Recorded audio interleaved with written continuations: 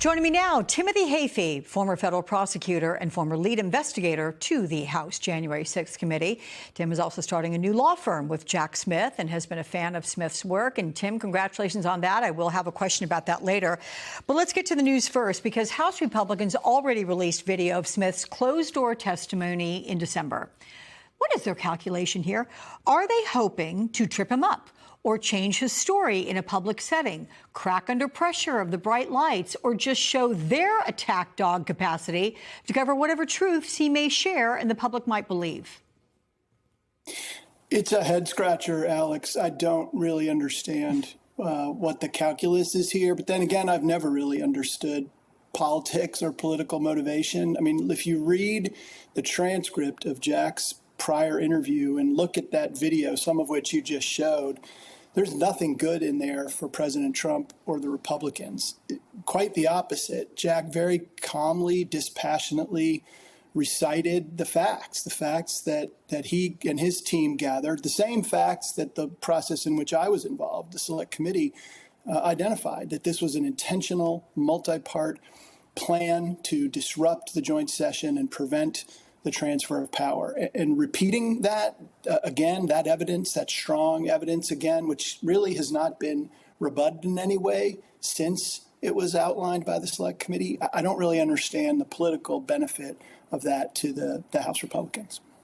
Thus, the questions I was asking you, hoping you could explain it to me. But look, this week marked 5 years since the January 6th Capitol attack, and the new White House, rather a new White House website, attempted to rewrite history, describing rioters as peaceful and orderly, and accusing Capitol Police of escalating tensions and then downplaying the influence of Trump's rhetoric before the violence began.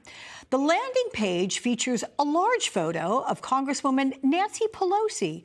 Does any of this narrative square with what you found in your investigation, Tim?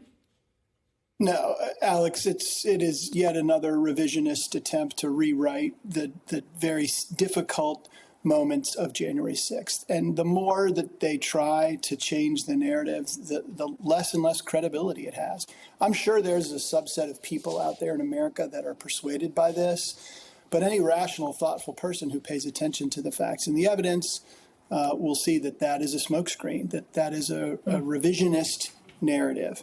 And I think it's frankly a small minority of Americans that believe that. I think there are a lot of Americans, ironically, that believe what Jack Smith has said, what the Select Committee said, yet still voted for President Trump. That's what I don't think people realize, that a vote for him is not necessarily a rejection of the core facts about January 6th. So a New York Times interview this week highlights President Trump's vision of the extent of his presidential power to command world affairs. And he told the paper, quote, "My own mind, that's the only thing that can stop me." Does this emanate from the Supreme Court ruling, Tim, that got him off the federal criminal charges? And does immunity actually extend to any and every decision he makes while occupying the Oval Office? No, absolutely not, Alex. Look, I think that the Jack's case, the special counsel indictment with respect to the Capitol attack, would have survived and gone forward even after the Supreme Court's immunity decision. I disagree with the immunity decision, but even accepting it on its terms, there's a whole category of things that a president can do that are not pursuant to his official responsibility as president, but are rather done as a candidate for office or as a private citizen. And what happened after the immunity decision, Jack and his team went through their original indictment. They trimmed a little bit the information about the pressure on the Justice Department, the potential personnel change at the Justice Department. They pulled that out because that seemed like it was within the president's responsibilities as commander-in-chief or as chief law enforcement. But everything else remained. And the argument was, hey, just because he's president, that doesn't mean everything he does as president is official action. It can still, therefore, be criminal. I think that was a compelling argument. We never got a chance to have a judge or a jury adjudicate that. But the case would have survived, Alex. Mm-hmm. And Jack Smith's lawyer reiterated his readiness to answer questions in a public hearing. But in the closed-door interview, he was also asked about Trump's retribution efforts. And here's part of what he said. Let's watch. What do you think was his purpose for issuing this executive order? to seek retribution against me. Do you feel like you have a target on your back? I believe that President Trump wants to seek retribution against me because of my role as special counsel. Would you be surprised if President Trump directed the DOJ to indict you? No. Tim, how critical is the retribution aspect, and how do you expect Republicans to bring that up while their voters are following live testimony in real time?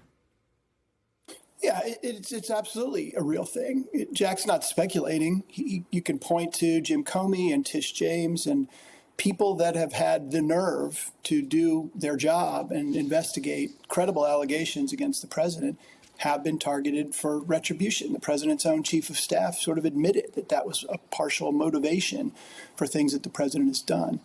So it's noise, Alex. It doesn't deter Jack Smith from telling the truth. As a matter of fact, it only enhances his credibility. It won't deter our firm as we move forward to represent clients. If there are slings and arrows thrown at us, we'll vigorously defend ourselves, just like we will defend our clients. So it's meant to distract, it's meant to intimidate, it's meant to get people to stand back. It frankly has the opposite effect on Jack.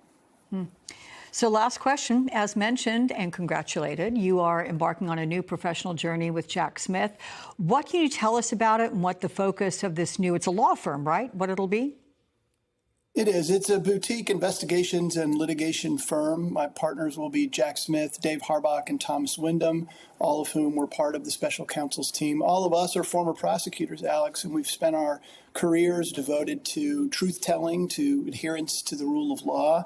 And that's the value that will motivate our work for clients in this private practice. We'll be in Washington, D.C., and we aspire to do things this is not strictly an anti-Trump effort. This is an effort to provide full service investigations and litigation to clients across the board. We're very excited. There'll be more to say about this when we launch. It is still just a little distance away, but I'm very excited about it.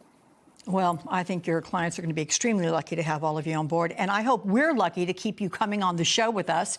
You're among our favorite guests. So, okay, good. Don't be saying I'm too busy, Alex. Not going to buy it. No. Thank you very much, Jim Hafey.